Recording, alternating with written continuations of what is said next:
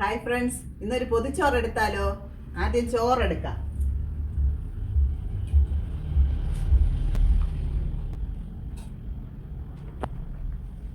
ഇനി തോരൻ വയ്ക്കാം. ക്യാരറ്റ് തോരനാണ്, അത് വയ്ക്കാം. ചമ്മന്തി ഉണ്ട്, ചമ്മന്തി വയ്ക്കാം.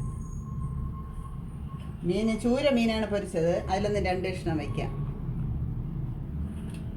ഒരു മുട്ട പൊരിച്ചതുണ്ട്, അതും വയ്ക്കാം. ഈ നെല്ലിക്ക അച്ചാർ എടുക്കാം.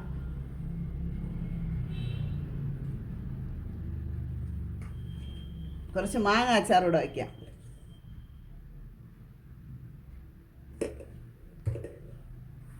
ഇത്രയാണെന്ന് പൊതിച്ചോറിൽ വയ്ക്കുന്നത്. ഇതെല്ലാം കൂടെ പൊതിഞ്ഞ് എടുക്കാം. എൻ്റെ വീഡിയോ ഇഷ്ടപ്പെടുകയാണെങ്കിൽ എല്ലാവരും എൻ്റെ ചാനൽ സബ്സ്ക്രൈബ് ചെയ്യണം. നാളെ പുതിയൊരു വീഡിയോ ആയിട്ട് വീണ്ടും വരാം.